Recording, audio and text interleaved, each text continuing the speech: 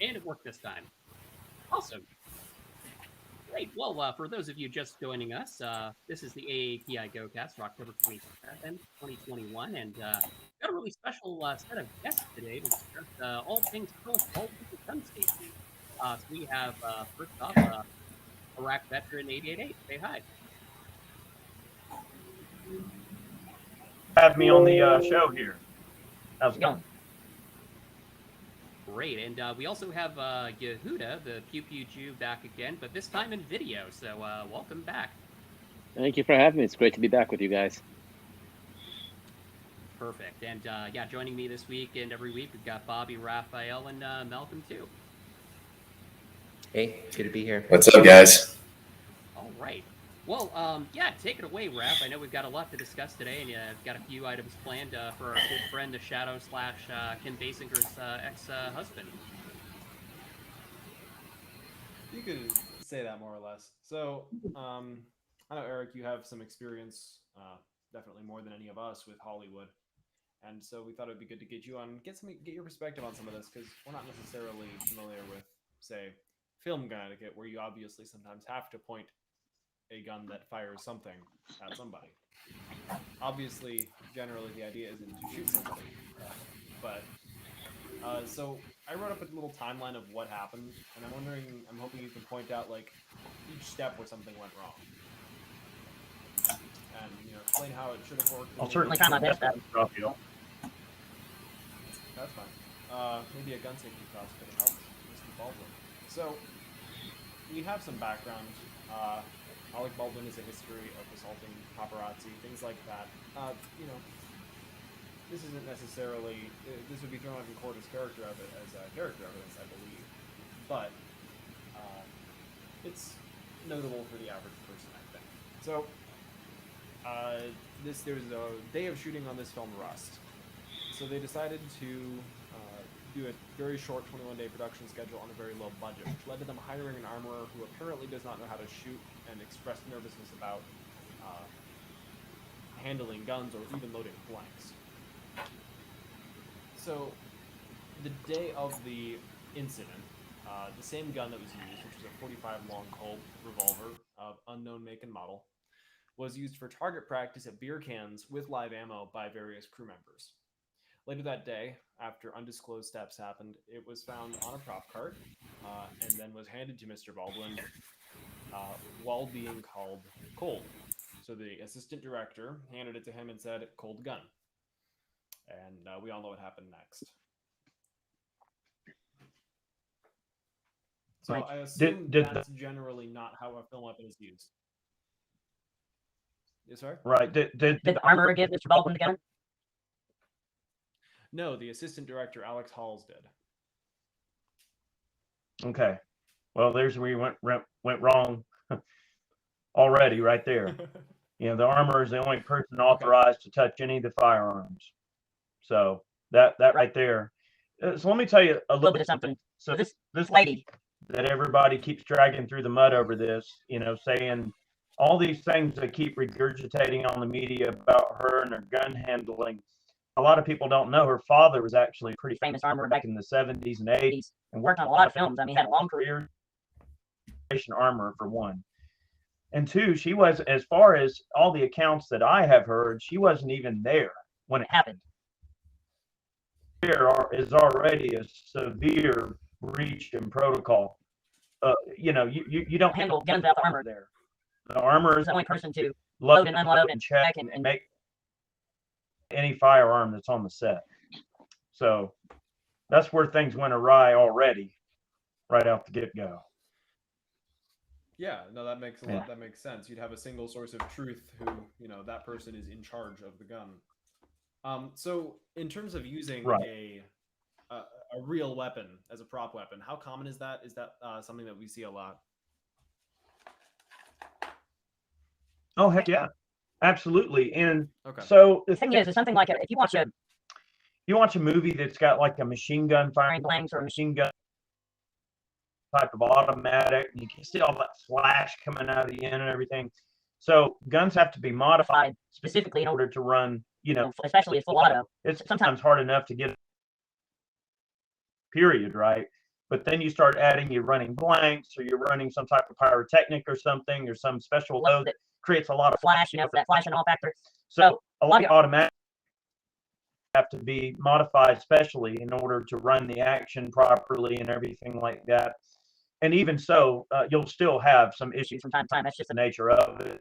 But in the case of like filming a Western, for instance, anything where, let's say we're running a shotgun, or we're running a single action revolver, or we're running a bolt action rifle, or a single shot rifle, or anything that doesn't rely on semi-automatic, they most certainly do use live guns for that, because why would you really even need to modify the gun at all? All you're going to do is just change out the ammunition you're using.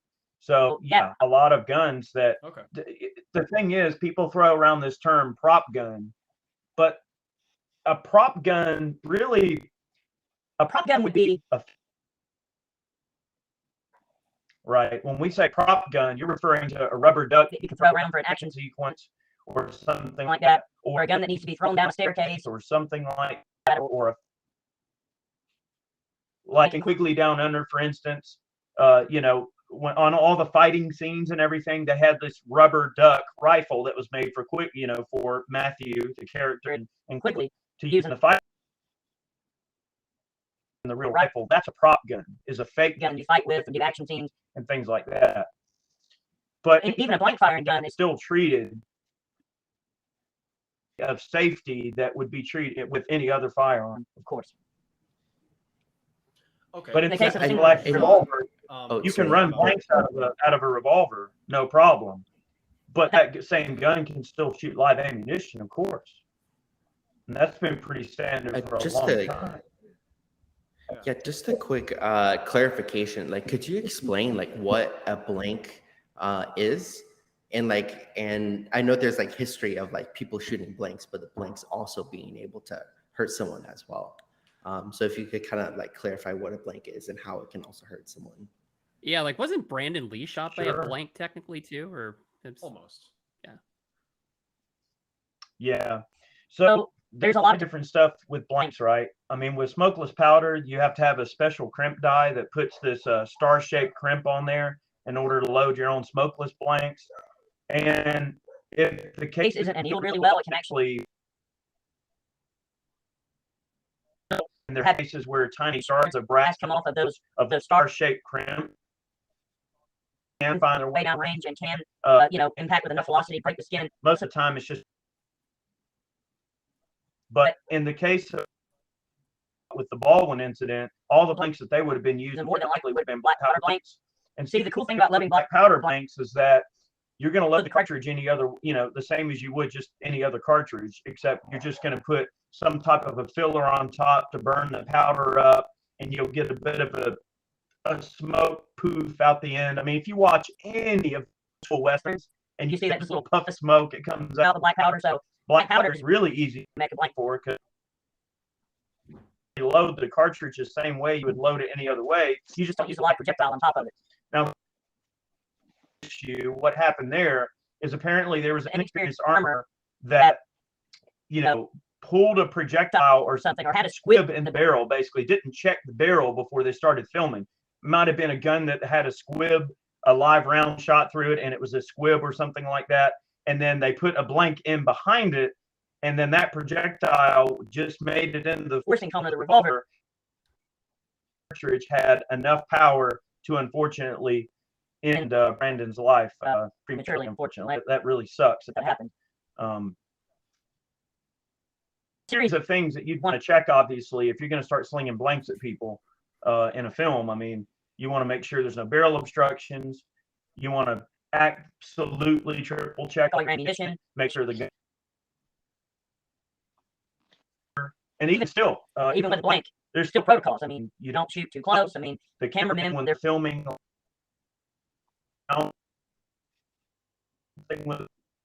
or an execution scene or something, every degree of safety is carefully and considered in every way. The shields and gloves things. So it's a pretty, exacting thing that they do.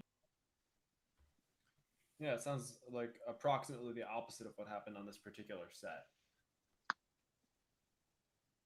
Yeah, so we also, Right. early on we saw some rumors that maybe it was a blank and something happened, but considering that the bullet has been recovered and traveled through one person before striking another, I think we can rule that out relatively safely. So, what about crew members having live ammo on set and the same gun being used by other people? Like, what kind of problem is that? Because obviously you shouldn't, you shouldn't do that. But in terms of things you shouldn't do, how bad does that rank? Well, I'd say it's probably strongly discouraged, of course, but that doesn't stop, people from doing that sort of thing. Now, question that I would have, and this is not information I'm privy to that I know, so I'm not going to claim no, but I would want to know if the revolver in question gun that had previously been used on the show as a prop, on the show, that would be one question I would have. And two, who introduced the live because that's who your culprit is. So if the armorer left for the day and would only bring blanks to the set in order to run the show or whatever, and then somebody decided to go down to the local gun shop and pick up some or playing around after hours, after the armorer had already left the set, well, then there's your answer. I mean, that's really where the answer lies. Whoever brought the live ammo to the set or authorized the live ammo to show up there, regardless of what the circumstances of the situation is, that would ultimately be the person that. So if Alec said, "Hey, I want to shoot some beer cans," and went and got live ammo, well, he's saying that someone handed him a gun and said it was cold, or if the assistant director, whoever handed it, is the person that introduced the ammo into the situation and not the armor, well, then that's who the blame would fall on ultimately. So the question is, were they filming when this occurred? When this shooting occurred, were they filming? Unfortunately, or fortunately, they were not. They were. The camera was not Just rolling dress yet. rehearsal, I think. Yeah. The rumor, the scuttlebutt that I heard, Talking or something. Yeah, the scuttlebutt that I heard was Alec was told he had to do another take, and then jokingly was like, "Well, how about I just kill you, or how about I just shoot you," and then did. But yeah, I heard that as well. Yeah, I heard that it was confirmed that it's false.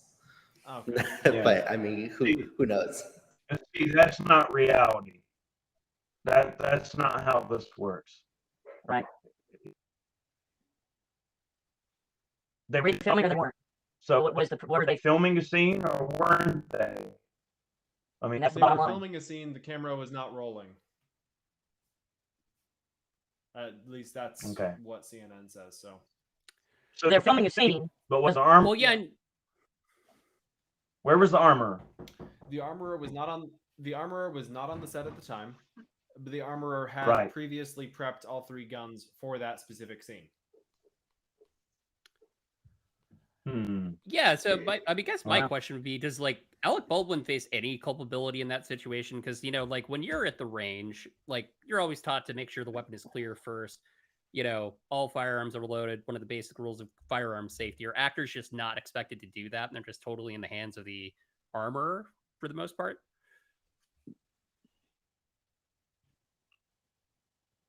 Yeah, generally so. That duty is pretty much up to the armorer. I mean, if you got to think too, a lot of people that do work with firearms in movies, right? A lot of those folks are not always gun people. I mean, they might have some basic degree of or dyed in the wool, Pro 2A or Pro Gun, or they go and practice. They might have some tiny degree of training just to do whatever they need to do to get through the scene or whatever the character action calls for or whatever. But at the end of the day, someone who's not a gun person is not going to, go check every little tiny thing. So it's a complicated matter because ultimately, if you're doing some type of scene where you've got to shoot blanks at someone, if the armor hands you a gun and it's full of blanks, well, you're not there'd be live ammo in it. But now, there would be some degree of responsibility, though, if let's say had been fired in the gun at any point during in that day, and you were going to take said gun that you just shot live ammo through, or you saw someone else shoot live ammo through, and assume that there were blanks in the gun and not live ammo. I mean, I think anyone with any degree of common sense would instantly go, "Hey, shooting earlier, are we absolutely sure before we roll this that this is blanks, right?" That's what any gun person would do. Anyone with any degree of safety in mind would probably double check. Now, Yeah, the director might yell at you. People might yell at you. Might get pissed. The sound people might yell at you. The armorer might yell at you. But you know what? He's the freaking producer. Okay, he can do whatever the hell he wants. So, if he was the gun person, had any foresight, he Could have easily said, you no. know, let's double check this, right? That's what I would do. If I were in this situation,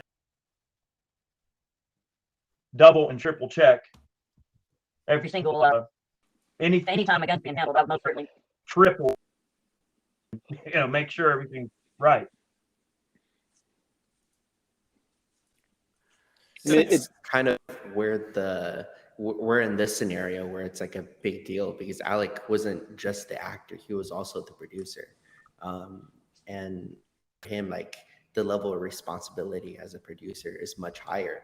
And as Joe Biden likes to say, like the buck stops with him. So I mean, like either way you put it, like it's his responsibility. So if it's not his responsibility as but definitely as a producer. Well, in that vein, question for Yehuda. You know, given that it sounds like gun safety education isn't the best in Hollywood, if we had to recommend one of your books to SAG AFRA or DGA, which one would it be? If you're talking about gun safety, then yes, Safety On, my first book.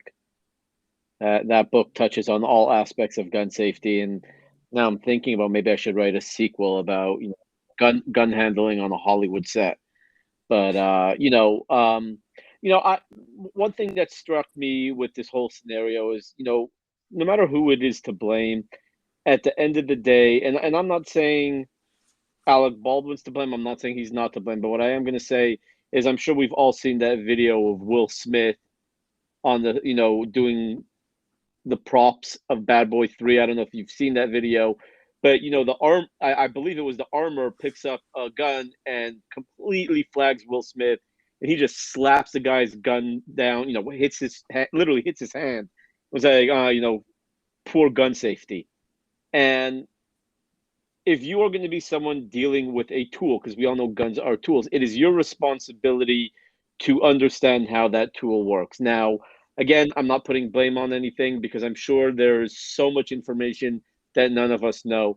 However, I really do think that there should be a standard that if you are a actor or someone in Hollywood who are going to be using guns for whatever scene, whatever move you can do, there has to be a level of gun safety that the actors themselves should take, and that they should be able to see, like, no, this is a real round. It's not a blank. It's their.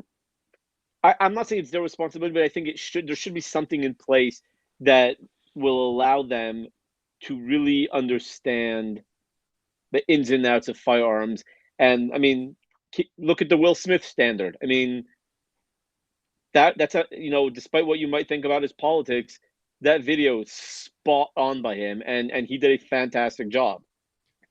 Will Smith is notably trained at Terran Tactical, and I think you can kind of group Hollywood people into two groups in terms of gun safety: those who have trained at Terran Tactical and those who haven't.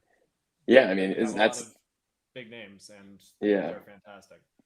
I mean, that's the same reason why Keanu Reeves gets so much respect from gun owners and just people who are Hollywood buffs, because he knows his stuff. Same thing with Tom Cruise. There's an old video from the early 2000s, and he knows like his way around firearms, and he's crazy amounts of training for tons of his movies. So they've got tons of respect. So you're exactly right. It seems like there really are like just two polar opposites when it comes to actors and their familiarity and comfortableness with firearms. Well, I hadn't really noticed this until now, but I don't think I've ever seen anybody who's actually trained at Terran Tactical come out and make a far-reaching statement of the anti-gun variety. At least since they've been there, I haven't seen Keanu Reeves say anything negative about the Second Amendment. I haven't seen Will Smith recently say anything negative about the Second Amendment. Maybe we should make it mandatory for actors. Yeah, I mean, I can't even imagine how many of them are probably like closeted, like actually love shooting, and they just can't say it publicly. There's no way. They don't want to be blackballed. Yeah, you certainly get to play with a lot of interesting toys that aren't legal in California. A lot of them. Mm-hmm. A lot of them are pro. Well, you sound. They're just not ever going to make their position known. I won't ask you to name names. You know, and what's odd too is also the music. You know, musicians are the same way. Like, there's a lot of folks in the music world you would never think are into guns, but I mean, I can't necessarily say which ones, but there's a few guys you certainly hear on the radio probably every day, and one of them has one of the largest collections of transferable HK machine guns in the U.S. But you'd never know. It's pretty impressive. Yeah. Yeah. Well, I'd have to imagine a lot of crew and people that are carrying around expensive equipment must be CCW holders too. Is that the case in your experience? Oh yeah, of course, absolutely. You know, a lot of those musicians are on tour and everything like that. They have dudes that are carrying. I mean, they got to be able to. I mean, you got a guy that's got a $350,000, you know, 1959 burst or something, you know, vintage Les Paul that's worth a house. Yeah, you better believe there's somebody packing some heat, protecting that stuff for sure.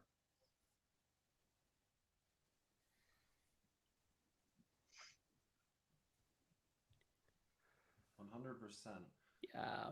So, do you think this incident in particular was just a breakdown of like existing functional firearms protocol on film set, or do you think there's maybe modifications that need to be made to standard protocols in order to avoid this kind of thing in the future? Is this a series of coincidences that turned into a tragedy, or is it a systemic problem?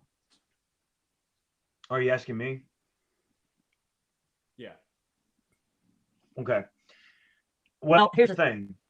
Okay, do they film with live ammo regularly? Is that part of the filming process, is using live ammunition? If that answer is no, yeah.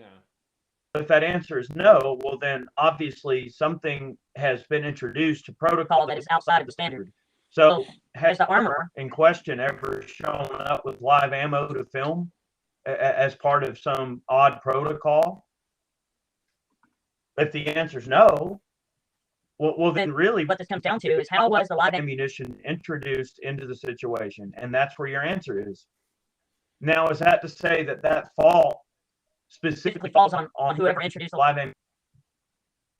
Well, that's a huge part of it, because without live ammunition, that's what happened. So, of course, that's a situation. But I wanted to mention something earlier about what you guys were talking about, you know, the training aspect, like where, you know, folks go out to see Terran Butler and do training at Terran Tactical and do training. And you tend to see a couple of evolve from that. All right. Someone gets some real meaningful firearms training, and they come out of that situation with a newfound respect for firearms.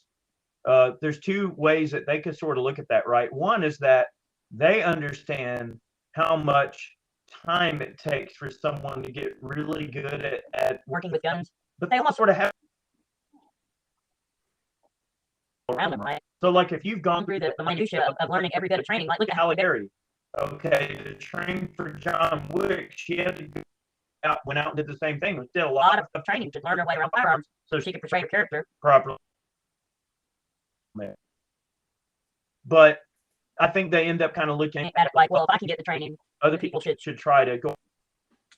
learn a little bit as well. So I think of it turning sort of pro gun from the situation. I think that's an astute observation for sure. But now to get back to your original question though about, okay, protocol and should there be a more strict protocol?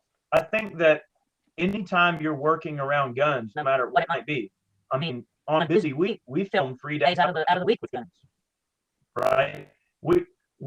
This last year we logged 250,000 rounds of ammo and didn't have a single issue, not a single injury, right? But all of my people, cameramen, whoever's on set, whatever we're doing, we're all gun people, and we know that there's certain protocols that you don't breach. Now, my situation considerably different because we don't point the guns at each other and do action scenes and shoot blanks, and we don't, you know, so there is a different element to mainstream Hollywood because it is normal. All right, when you're on a Hollywood set, it's normal to assume that if you were to pick up a gun and use it for the scene, that the gun is not going to kill someone, right? So it's a normal assumption for an actor to go, well, to do this scene, obviously the thing ain't going to be loaded with live ammo. Who would do that? And thinking, well, everything is good because this is a Hollywood scene and nothing could ever go wrong. But I think that there should certainly be a little bit more care put into the training that actors go through to try to, you know, help them understand, you know, that guns are dangerous objects, and many of them may hate guns, right? Like, obviously, Alec Baldwin hates guns. You know, Jamie Foxx is not a big gun guy. So there's a lot of people who use guns in movies, but they may not necessarily like the idea of civilian gun ownership or whatever. And some of them, honestly, view it with an air of, you know, elite, right? They think, well, I went through all these classes, and I did this, and I did that, and I'm Mr. So-and-so, makes millions of dollars. Well, if I need to do it, well, it's because society is designating me to do it because I'm the guy that has to be in the movie. So they have this sort of limited scope view that, well, guns are necessary for my job. This isn't reality. It's easy for them to say, well, this isn't reality. This is just Hollywood. So of course we have to have guns here, film. But when they leave, they're not thinking, oh, I'm going to go buy a new Glock or whatever, you know. So I'll tell you, I actually looked up the SAG AFTRA guidelines on firearms on set. And I will tell you, I was thoroughly impressed how much care and education they put into their guidelines about having, you know, whether it's blanks, whether it's props, whether it's live ammo, real guns. I mean, they really do a good job of breaking it down and pretty spot on with what all of us would actually believe, you know, especially in the firearms industry. What I'm pretty sure of is that if you ask any action star to list what are some of the rules in the SAG AFTRA gun policy, they will not be able to tell you. So, you know, they're definitely, the rules are there. I read them myself. The rules are there. It's just a matter of people don't read the fine print. They just pass it over, sign their name, and it is what it is. Well, given that this was filmed in New Mexico versus, you know, Hollywood, where obviously like SAG AFTRA has a larger presence and larger scrutiny, do you think that has kind of a factor to it, or is it just a union film crew anyway out there, regardless of location?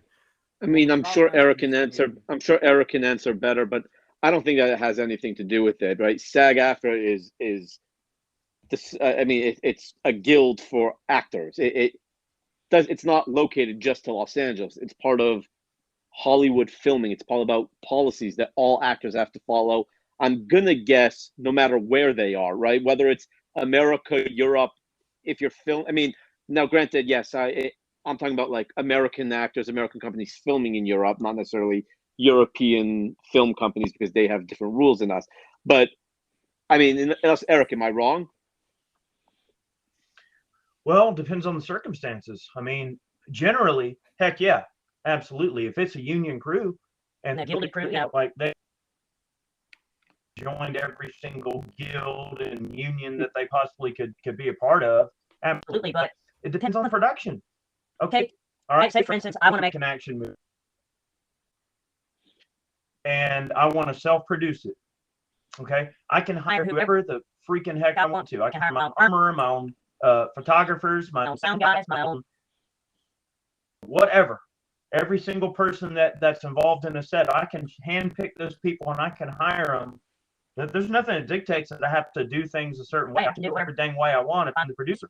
And from what I understand, this is, maybe a shoestring budget, 1 days of filming, that's limited. So I understand there's a time crunch, and Baldwin was paying for this thing out of pocket and spending a boatload of money.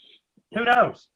I can't sit here and speculate, and I won't dare speculate who he hired or what the manner was in their hire. One would assume someone with his background in terms of how he looks at the Second Amendment and guns, and he's not very pro-gun, probably a union crew, pretty much standard fare Hollywood union crew kind of thing. I mean, just because you have a crew that's used to filming in Hollywood and thing doesn't mean you can't film anywhere in the United States. I mean, I could bring that same crew to Georgia. They're going to conduct themselves in exactly the same manner they would as if we were filming in Hollywood. So,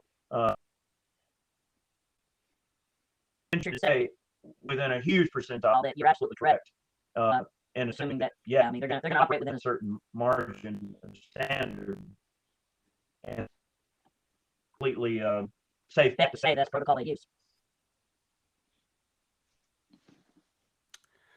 Well, speaking of standards, looks like Democratic lawmaker Dave Cortese, I hope I'm pronouncing that correctly, is proposing a ban on live weapons on movie sets in the wake of this.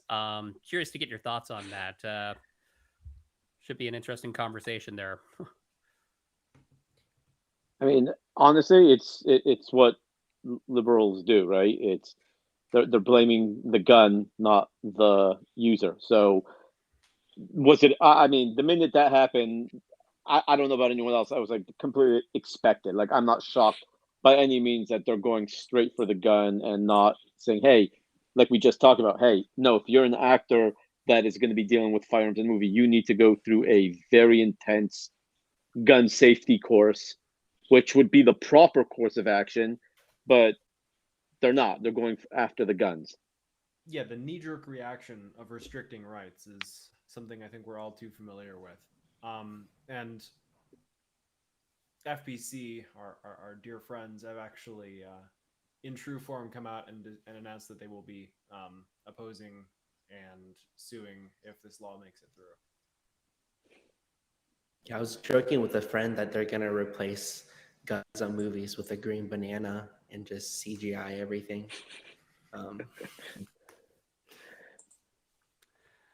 Yeah, I even thought like some of the descriptions that came out around the event from the media were funny. Like there was one that said like ammunition flew toward the audience after Baldwin handled the gun. It was like he shot the guy, and you're saying the ammunition like magically flew at him. Yeah, I think one of the first headlines I saw was a crew member was hit by a bullet after Alec Baldwin used a prop gun on film set. I think we can just go ahead and say that Alec Baldwin shot a person. Like that is a reasonable description of the headline. I certainly would not think that that what he did was malicious or purposeful, by any stretch of imagination. I mean, nobody would go, well, let me just shoot this person. So I don't think anyone's doubting that, the guy didn't know what the heck was going on. In regards to the bill, I don't think that will ever go anywhere because Hollywood, as much as we view Hollywood in general as being like and everything like that, and believe me, they are holistically pretty anti-gun when it comes to civilian firearms ownership. Now, when it comes to prop houses, they have millions of dollars in prop guns. There are prop houses that would just, you drool over if you saw how many prop guns they had. And when you think about every famous movie that's ever been made involving a firearm, right? All right, Whether it's like an M16 with a shotgun attached to the bottom, like in Predator, or a minigun, or any famous gun you can ever think of, Ripley's, gun that she taped all the crap to and had the flamethrower taped to it. Like all of those prop guns are a thing, like, So I think that The entire as company- anti-gun as Hollywood might be generally, though, I don't think that they would ever acquiesce to the idea of giving up their real prop guns. in a knee-jerk reaction to something like Yes, this. I mean, I think there's a certain risk that they accept as being associated with using guns in movies, and I think actors accept that risk. The photographers and all folks on, and ultimately the underwriters and everybody that's paying for this whole thing accept that risk, or it wouldn't be a thing ever since they've been making movies using guns. We've been using guns in movies. So if that were an issue, it would have been an issue 100 years ago, not now. So But it's not going to start now. That train's already left. So for the first time in history, Hollywood may be opposing a firearm restriction bill. Not Well, I've always publicly. been kind of curious too, like, They would. yeah. Of course. Well, kind of curious too. Like, I mean, how does the process work for Hollywood to actually buy an off-roster handgun like that? I mean, is it just like the armorer has a special FFL license to be able to do it, and they technically own the gun, or is it like the studio is able to do it? Because it's like, you can see Glock Gen 5s as far as the eye can see on a movie set, but go to your local gun store, not so much in California. That's correct. So, So most of them have an SOT. In fact, all right. And weird thing is, you put in your paperwork, you submit it, and you'll have an IOI contact you. And so normally when you do they'll normally have what they call cited,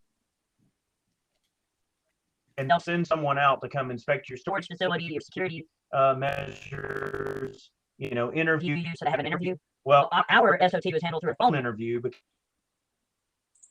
and it was a very painless process, very easy. And of course, when they ask you is, all right, well, why are you getting the SOT? What reasoning? In terms of the Hollywood types, having a prop house and demonstration purposes is most certainly a valid reason to have an SOT and get their manufacturing license. And many times a Hollywood prop house, depending on where they are, federal explosives license, they'll have their manufacturing license, and absolutely they can order whatever the heck they want. Most of the time they'll have a local Clio on whatever they need for prop purposes. So yeah, if they want to call up, for instance, car firearms and order an auto ordnance Thompson machine gun, they get the letter, the sign-off letter with the letterhead. They get it signed off. They contact car produces the machine gun. They ship it, and that's it. So they can get machine guns. So getting a Gen 5 Glock, regardless of what California's laws might be, the state laws are irrelevant because the SOT manufacturing license is a federal license. So that is state laws. As an SOT, I can take my machine gun, get on an airplane, and I can fly anywhere in all 50 states and film and do whatever I need to do because it's an SOT. It's a federal license. So they enjoy more freedoms than your average Joe while still advocating against them. And congratulations on the SOT. That's pretty cool. So I assume more full auto on the channel. Oh yeah, yeah. I just got two. We're gonna build it. So yeah, we're building Very, two very nice. Styrogs. We got those on the way that we're working on. I just got a machine gun bolt for my APC. my PNT. So I'll have a full auto APC now. So it's super easy. You just make it and tell them So you made it, and that's it. And you engrave it, and put it on the books. That's it. Will you be carrying a Glock 18C? I mean, anything possible. I suppose. There you go. Yeah, Bobby actually is in the process of opening his own shop right now. So I think, Bobby, you got your FFL, right? I met ATF, and it's just waiting until they like go through the process and finally approve it. And then from there, it's just a lot of state and local paperwork that needs to be done. But I plan on getting my SOT, and then with some luck, I'll be able to get the assault weapons permit here as well. And we can have some fun. You're in California, Bobby? Yep, I'm in California. So does Do California you have any kind of weird special special requirements in order for you? to get your FFL? So there's multiple layers actually. So in the city where the shop is being opened in the city of San Jose, I have to get a San Jose firearms resale permit. And in order to get my resale permit, I need an FFL. But in order for FFL, I need to rent a space that the city says it's zoned for. And that's the biggest thing is zoning. So like San Jose out of the Bay Area has one of like the more loose zoning regulations. So like firearms retail is considered any other retail. So if I find a retail space, then it's good. There's other cities around that don't need any special permit, but require you to go through basically or a panel. And it's never going to go through the panel because everyone here like hates guns. So, I mean, luckily I was able to find a space. It meets the zoning requirements. It meets like all the local state or the local city requirements. Therefore, like ATF, they're able to give me the license. So I'm getting the FFL 7, which is a manufacturing license, and they were a little bit worried because it was zoned as commercial instead of manufacturing. But then, like the amount of quote unquote manufacturing that I'll be doing is very minimal. That the city was okay. They're calling it like incidental. So if the manufacturing is incidental, while the main business is still commercial. So just a lot of hoops to jump through. California is probably the exception, not the rule, though. Yeah. Like, I mean, I have a severity of how hard it is. Right. How hard it is to get an FFL. Yeah. You know, So California is probably yeah. situation. Yeah, and like I have a brother, my brother-in-law lives in Tennessee, and I'm sure like other places as well. Like I have friends in Colorado that you can have an FFL like in your home, and That's even the some case places where in I live. California as well. Yeah, it's like I know like several different. FFLs for transfers and stuff. Yeah, but in the Bay Area at least, that's not really possible. Maybe if I went out to like Sacramento, a little bit more east, like that's more of a possibility. But kind of Bay Area, not allowing that kind of stuff. Yeah, I actually got my Walther PDP from a home FFL in Sacramento, which is just weird because it's an hour and a half away, and totally different world legal wise. But then again, those of us on the coasts our problems must sound so weird. Like all you have to worry about down south is getting ammo. Pretty much.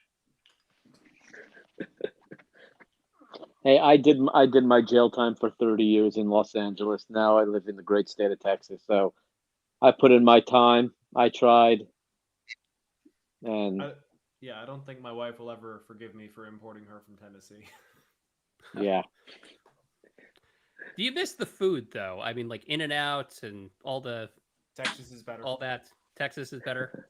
I mean, now I can. I disagree. LA food, the food culture in LA is insane. I love my Korean barbecue. I love my Chinese food, my Vietnamese food. I love street food. I mean, like LA at all like price brackets as well. So I mean, LA. I mean, I only eat kosher, so never had In-N-Out, never had any of that stuff. So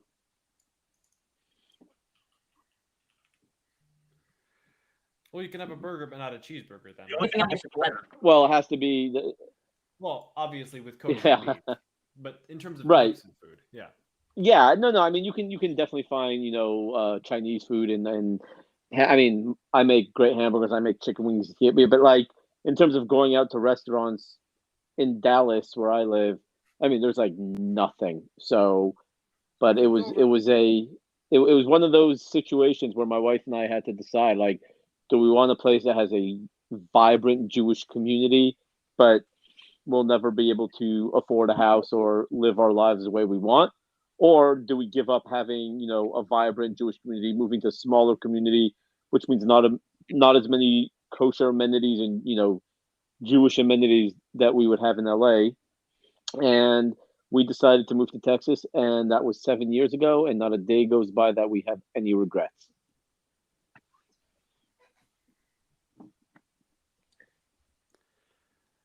Yeah, my one regret moving from Portland to California was that I wasn't into guns at the time, so I could have bought so many wonderful like off-roster handguns and like almost anything up there, but just wasn't into it when I was up there. Yeah, see now, Makes me and sad. I'm the opposite, right? I was into guns. I had 3 guns in LA, and now I have a lot more, and it's fantastic. I remember when I just moved to Texas, I brought my AR-15 to a gunsmith near my house, and I walk in and I'm like, "Hi, I just moved from Los Angeles." And he goes, "Well, what'd you bring me today?" I'm like, "My AR-15." And he goes, "All right, give it to me." I didn't even have to tell him to take the bullet button out. He immediately knew what I was going to ask him to do, and he took the bullet button out in a few minutes. And I asked him, I said, "Hey, is there any place here that you sell 30-round mags?" Because I was only allowed 10. And he goes, "We have 30-round mags in the front, but can I offer you a 60-round drum?" And I was just like, God, I don't miss LA. Yeah, Yeah, man. that was my experience like visiting Nevada recently. My parents like just moved there for retirement, and then I went into a gun store there, and it was like, yeah, 100-round drum mags just on the show floor, and silencers too. Yeah. Whenever Super I leave, easy. whenever I leave the state, I don't go to other cities if I can help it. Just rural areas, seeing random people open and carrying whatever is just, it's heartwarming. Yeah, I All miss right. Texas, man. I miss Texas. I And think- this governor race here in Virginia is making us all antsy. Yeah, I've still got family in Virginia too, and they've been telling me. So I think we're running low on time for most people here, and I think we've covered what we came to cover. Yeah. That being said, Eric, if you want to come on back anytime, I would be glad to have you. Thanks for sharing your. Hopefully, knowledge I with us, got and, into some Territory that basic. sense to you guys. Yeah, and you covered stuff that I had no idea about. Yeah, it's fascinating, like learning about the ins and outs, the firearms industry and film. Yeah. Anything you want to plug or for our audience for final thoughts? If you guys want to check out our Life, Liberty. and the Pursuit,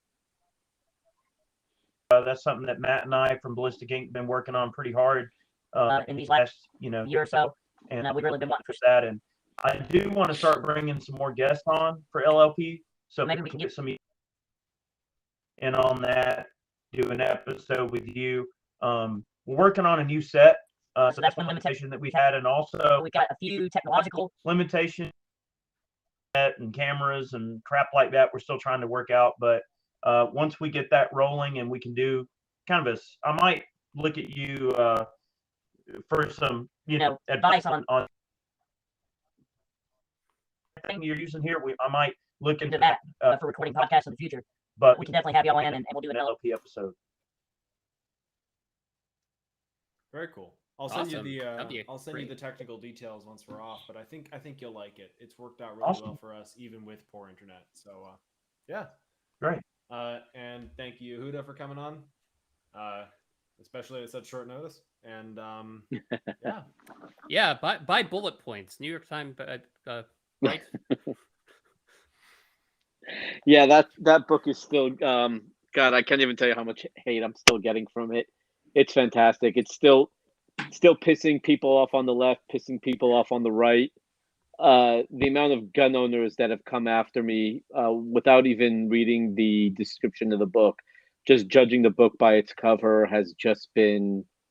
I mean, it's exactly why I wrote the book, and it's been great to see people lose their minds. So it's a lot of fun. Yeah, I just ordered a signed copy, so looking forward to reading it. You'll get it. You just ordered it now? Oh, like a couple days ago. Oh, okay. So then I probably sent it out. Awesome. Cool. Well, yeah, thanks again, everyone, for joining us on the AAPIGO cast. We'll see you next time.